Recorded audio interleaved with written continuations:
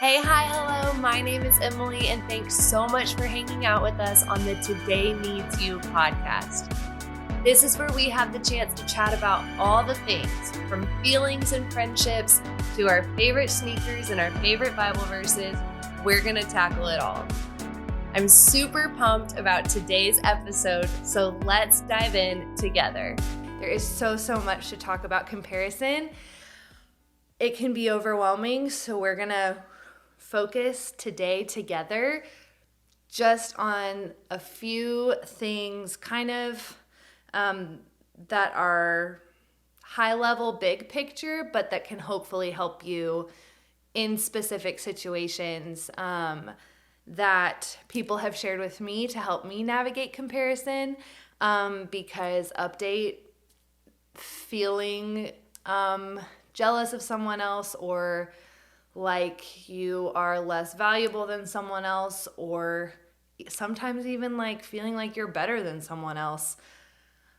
Struggling with that, dealing with that does not go away. So I want to, sometimes that can sound like a bummer, but also know that like if you use the tools in the Bible, find community, partner together, cheer each other on, it gets a lot easier. So it may not go away, but I want to encourage you that it does get easier to manage with certain, and of course, it ebbs and flows. Some seasons I find myself being more comparison-y than other seasons, and I have to refocus and not get caught up in it. But I wanted to talk about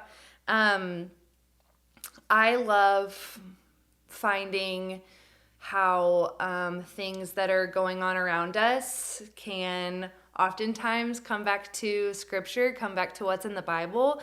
And so you may have heard the saying, I don't know if you have, but you may have heard the saying, comparison is the thief of joy. And what I love about that is that the Bible has been saying that for a long time. And it is, I think that rings true for people, because if I'm spinning my wheels and spending so much time comparing myself to others, whether that's thinking highly of myself based on how I'm comparing myself to others, or thinking less of myself when comparing myself to others, no matter what it looks like, I am less joyful. It's harder to feel good about things. It's harder to feel like I can get better at something that I'm struggling with, or harder to think that I belong in whatever environment I'm in, whether it's the class I'm in, the team I'm on, the group I'm in, the Bible study, the small group, the church group, the Devo group, whatever it looks like. I think it can be hard to be happy and feel good when we get caught up comparing ourselves to others.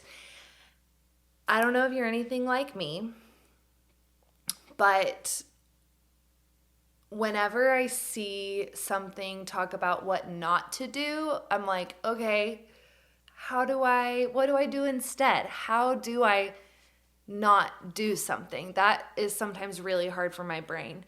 And what I love about the Bible, we're going to go to Galatians, which is in the New Testament, and I'm looking at the New Living Translation, or the NLT. You may have a different translation or version, but Galatians chapter 6, verses 4 and 5, my mom showed me these verses, and I cannot get them out of my head. I seriously read them every single day, because I can get very hung up on comparing and on determining if I'm working hard or doing a good job, or wearing something cool based on comparison, instead of focusing on what God tells me is good and what people that God has put in my life as examples and role models and leaders, what they say to focus on and put my attention on. So, when struggling with comparison, go to Galatians chapter 6, verses 4 and 5. It says, "Pay careful attention to your own work, for then you will get the satisfaction of a job well done, and you won't need to compare yourself to anyone else, for we are each responsible for our own conduct." I love that. What I love about this verse is I just want to feel good. I just want to feel proud of the work I'm doing, proud of how I carry myself at a party, at a hangout, at a lunch, in class, at church, during my games, during my events, whatever it may look like. I want to feel good about it. I want to feel good about myself. And what I love is this is saying you won't need to compare yourself to anyone else. So comparison gets thrown to the side if you pay careful attention to your own work. And then you will feel satisfied. How awesome is that? I think that is a huge way that comparison is the thief of joy, is if we are not feeling satisfied and we're always striving for more or striving for different or striving for better or striving for more impressive, we can't experience peace and joy nearly as easily. And so what this says is pay attention to yourself. Pay attention to how you carry yourself, your own work. And then if you go to verse 5, for we are each responsible for our own conduct. Conduct is just how you carry yourself. Conduct is, what I love about it is that it's all encompassing. It includes the words you say, the work you do, your actions, which, as much as I don't love to admit it, my conduct includes my facial expressions. I'm not a fan of that, but if I take responsibility for my own conduct, I can experience the joy that comes from satisfaction of a job well done. And I can feel comfortable in my own skin, and I can feel like, okay, yes, I may be different than the people around me, and there are good things about that. I am my own job. I have to worry about me. I have to think about me. I have to pay careful attention to my own work. And then I'll feel good. Feel the satisfaction of a job well done. And you won't need to compare yourself to anyone else. I love when the Bible, I feel like the Bible so rarely only tells us what not to do. There are times in the Bible where it says, do not do this.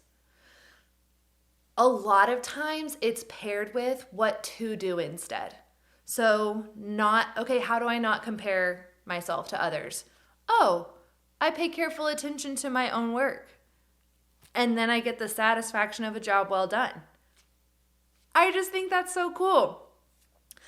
I want to give you some practical tips when struggling with comparison. One, remembering that today needs you. That's why we say it, because God made you on purpose, with purpose, for a purpose,